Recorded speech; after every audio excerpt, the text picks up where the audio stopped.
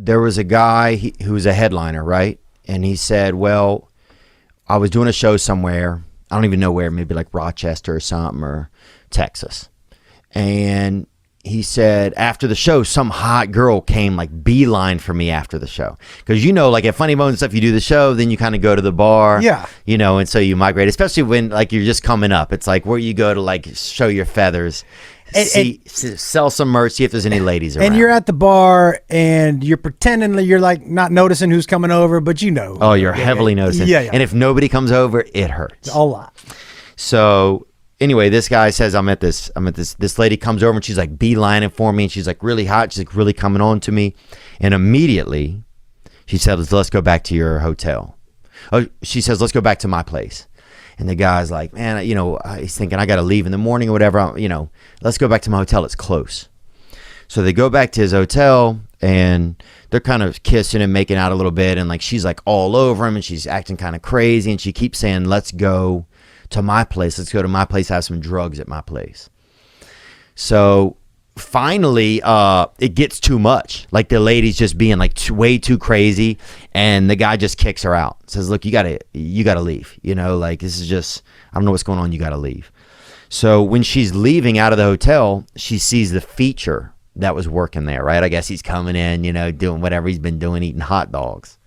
So she runs into him. She says, hey, that guy just kicked me out. Do you want to come back to my place? And the feature's like, yeah, well, yeah. You know, this is better than the 4 hot dogs I just ate, right? So anyway, next thing you know, they're in a taxi. They get dropped off. It's like about a 15, 20-minute drive. It's kind of like out into the burbs, you know, out into the woods. They go into the house.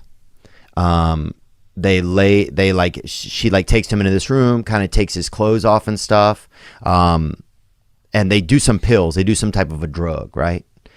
And then she like handcuffs him to the bed and starts giving him a blowjob.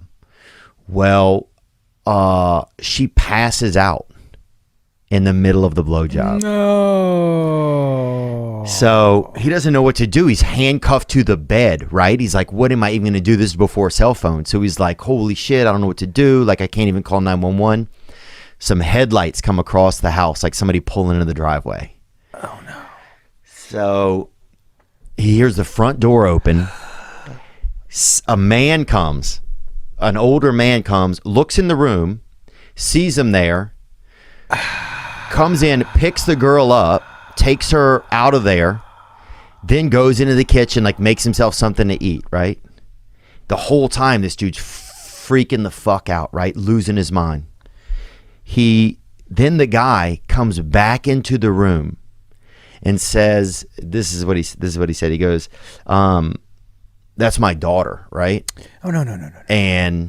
And I never want you to come over here again, right? Then give the dude a blowjob, bro. The guy did? The dad.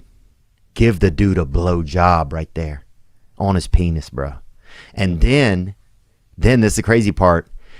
Drove him to a payphone and dropped him off. And the dude called the headliner, said, hey man, I need you to get in a taxi or something and come get me. I need some help. And so he got in a taxi to go get him, and that's where he was. I mean, that's the story he told him when he got in.